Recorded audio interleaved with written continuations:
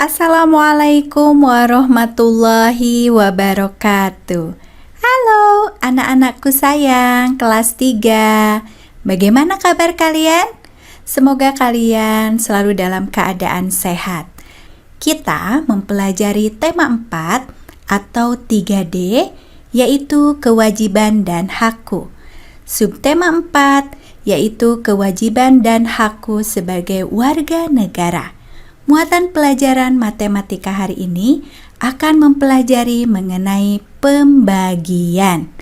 Sebelum mulai pembelajaran, yuk kita membaca basmalah bersama-sama. Bismillahirrahmanirrahim. Anak-anakku sayang, ayo kita belajar ya. Nah, di sini terdapat sebuah teks bacaan. Mari kita baca bersama sayang. Sebanyak 25 tim mengikuti lomba proyek ilmiah antar negara. Setiap tim memiliki jumlah anggota yang sama. Tentukan jumlah seluruh anggota yang dapat dibagi bilangan 25. Kemudian, tentukan jumlah anggota tim yang dapat membagi jumlah peserta menjadi 25. Nah, di sini kalian mempelajari pembagian ya. Kita harus mengetahuinya terlebih dahulu, yaitu banyaknya tim, yaitu 25 tim ya. Nah, di sini Miss Ajeng sudah membuatkan sebuah tabel untuk mempermudah kalian dalam mengerjakannya. Nah, kalian lakukan bilangan berapakah ketika dibagi oleh bilangan yang lain sehingga menghasilkan 25 ya. Nah, jadi kalian lakukan 5 kemungkinan pasangan jawaban ya. Yuk kita kerjakan bersama-sama ya. Titik-titik dibagi titik-titik hasilnya 25. Nah, kita tulis di sini 50. 50 dibagi berapa sehingga menghasilkan 25? Atau, nah, jika bagian ini sudah diketahui, kemudian bagian hasilnya pun sudah diketahui, untuk mengetahui ini, kalian boleh melakukan cara berikut ini. 50 dibagi 25 sehingga nanti akan ketahuan hasil ini ya. Maka hasilnya adalah 2. Nah, kita coba 50 dibagi 2. Betul tidak 25? Betul ya. Seperti itu. Selanjutnya 75 dibagi berapa sehingga menghasilkan jumlah 25? Dibagi 3 ya. Kalian sudah mempelajari pembagian ketika di awal ya. Kemudian kalian juga sudah mempelajari cara pembagian dengan porografit atau yang dalam bagi kurung ya. Nah, dengan cara yang bersusun ke bawah ya, kalian sudah mempelajari. Kemudian 100 dibagi berapa supaya hasilnya 25? Nah, boleh kalian melakukan 100 dibagi 25, boleh ya, atau 100 dibagi berapa supaya hasilnya 25. Nah, seperti ini. 100 dibagi 4 hasilnya 25. Kemudian 125 dibagi berapa sehingga menghasilkan 25? Dibagi 5 ya. Selanjutnya 150 dibagi 6 hasilnya 25. Nah, ini adalah 5 kemungkinan pasangan jawaban yang hasilnya adalah 25. Nah, ketika pembagian ini berarti kalian harus banyak berlatih ya. Nah, selain kalian berlatih dalam pembagian, berarti kalian juga harus mengetahui perkaliannya ya. Tetap semangat anak-anakku, insya Allah pasti kalian bisa ya.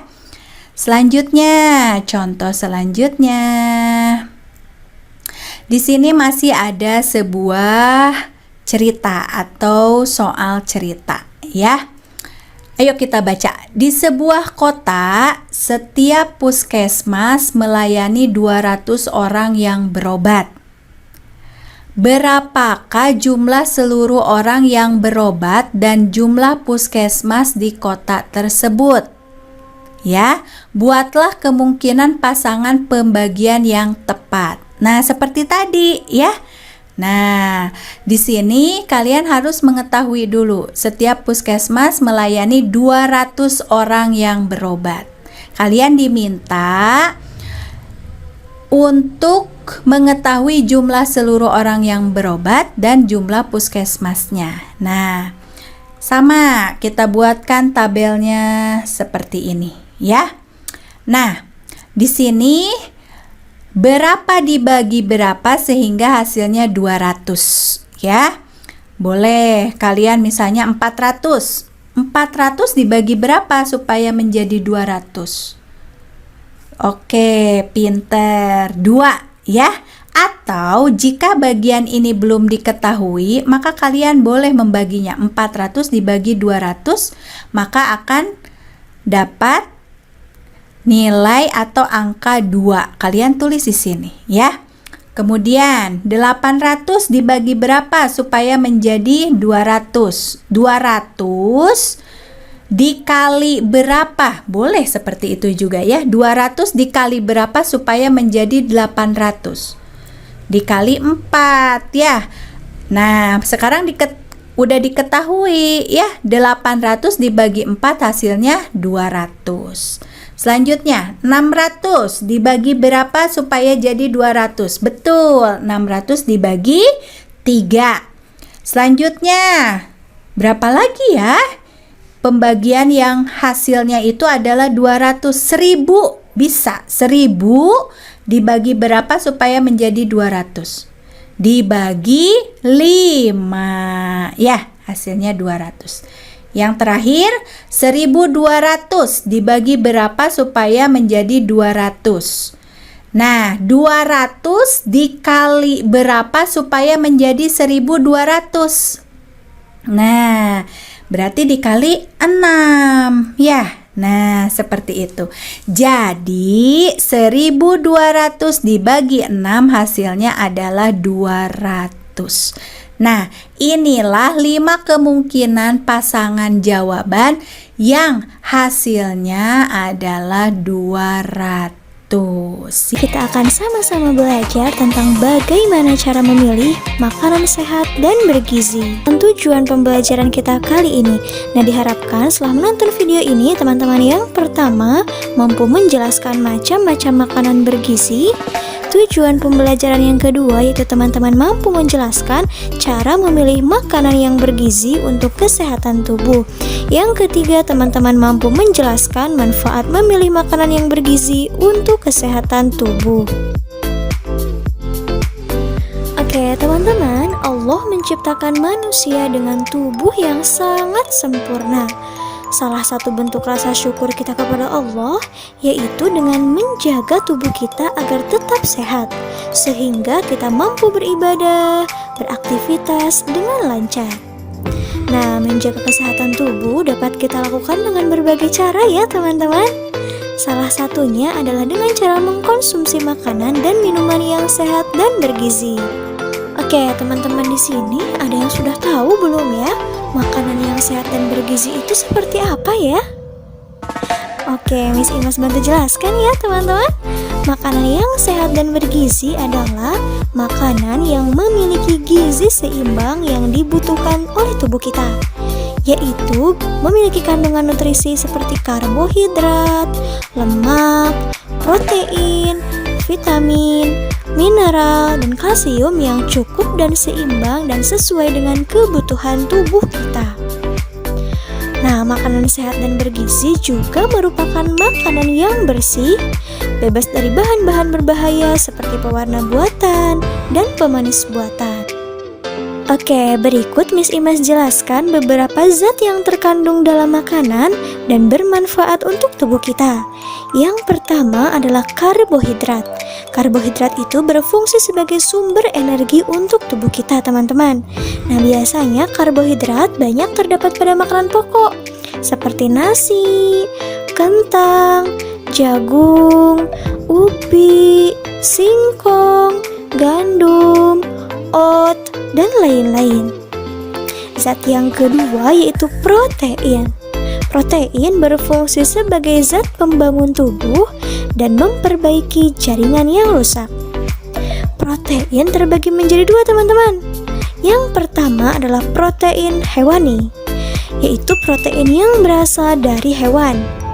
Nah, dapat kita temui pada daging sapi, daging ayam, susu, udang, telur, ikan, dan lain-lain. Yang kedua adalah protein nabati, yaitu protein yang berasal dari tanaman atau tumbuhan. Biasanya dapat kita temui pada kacang-kacangan seperti kacang kedelai, kacang hijau, kacang almond, olahan kacang seperti tempe dan tahu, lalu bayam, brokoli, dan lain-lain. Zat yang ketiga yaitu vitamin. Nah, vitamin berfungsi untuk menjaga daya tahan tubuh. Biasanya, vitamin banyak terdapat pada sayuran hijau. Contohnya bayam, kangkung, brokoli, dan lain-lain.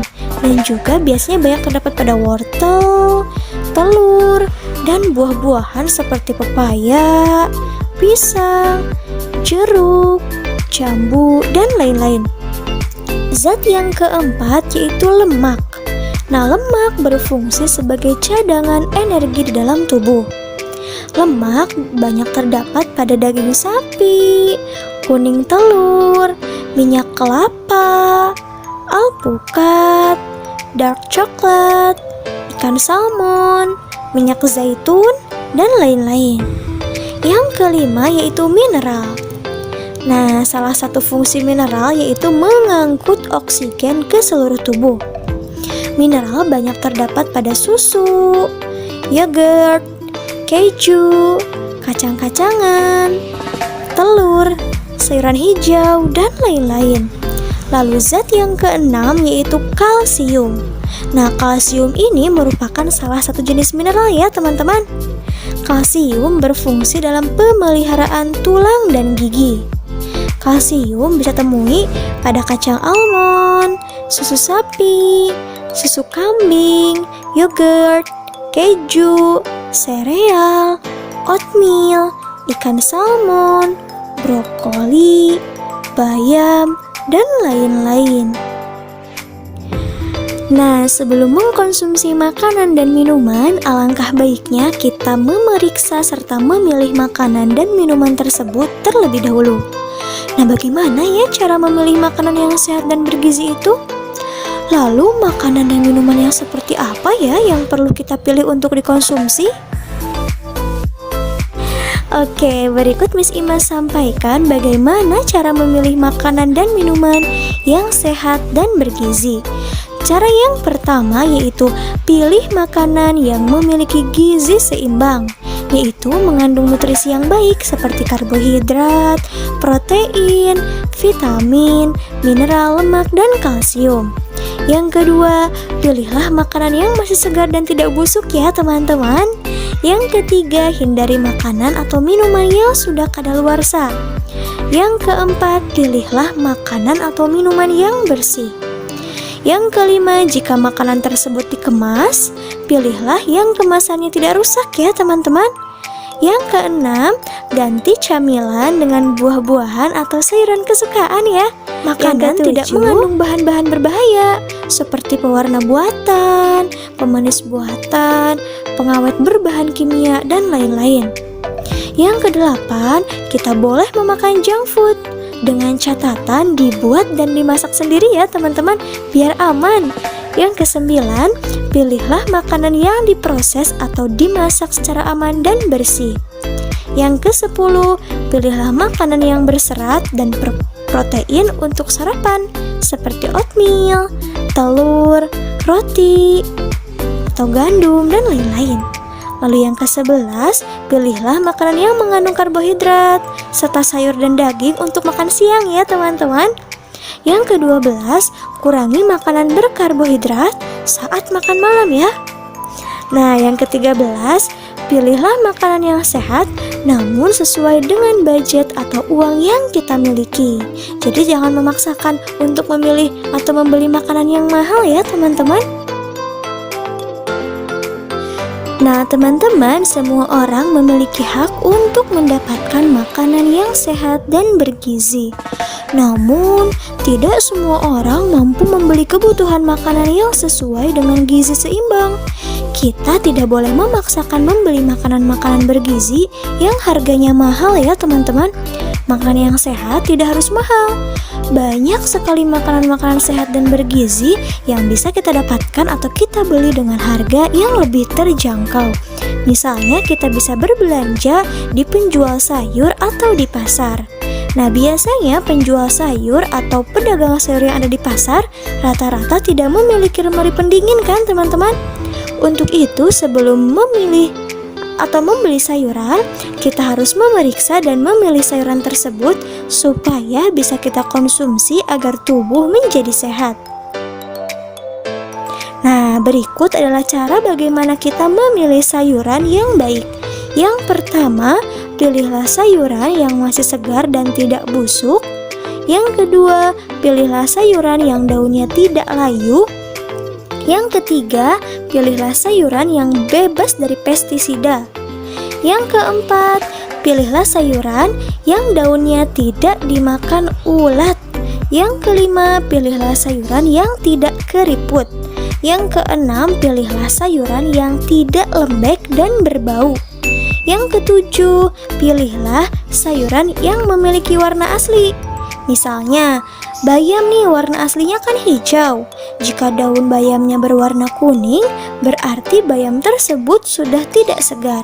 Jadi kita harus memilih sayuran dengan warna aslinya ya teman-teman. Dan yang ke-8, pilihlah sayuran organik. Nah, memilih dan mengkonsumsi makanan sehat dan bergizi merupakan bentuk rasa syukur kita kepada Allah Subhanahu wa Ta'ala.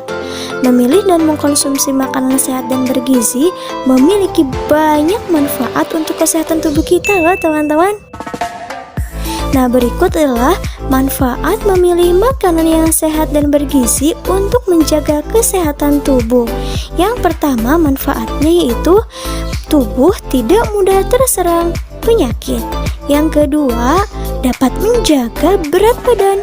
Yang ketiga, makanan yang sehat juga dapat meningkatkan daya ingat. Yang keempat, makanan yang sehat dan bergizi dapat meningkatkan kekebalan tubuh. Yang kelima, dapat membuat tubuh lebih sehat, segar, dan kuat. Yang keenam, makanan yang sehat dapat memberikan energi untuk beraktivitas. Yang ketujuh, makanan yang sehat dan bergizi mampu mencegah tubuh dari kekurangan gizi ya teman-teman. Dan yang kedelapan, makanan yang sehat dapat mendukung perkembangan otak, tulang, gigi, dan organ-organ di tubuh kita. Oke teman-teman Miss Imas, kesimpulan untuk pembelajaran kita kali ini adalah makanan yang sehat dan bergizi memiliki banyak manfaat untuk menjaga kesehatan tubuh kita. Kita bisa membelinya sesuai dengan kemampuan kita ya teman-teman. Kita tidak harus membeli yang mahal. Nah, sebelum mengkonsumsi makanan dan minuman, kita juga wajib memeriksa dan memilihnya terlebih dahulu. Nah teman-teman, semoga penjelasannya bermanfaat ya. Tetap jaga kesehatan, tetap semangat, tetap belajar. Wassalamualaikum warahmatullahi wabarakatuh. Thank you for watching.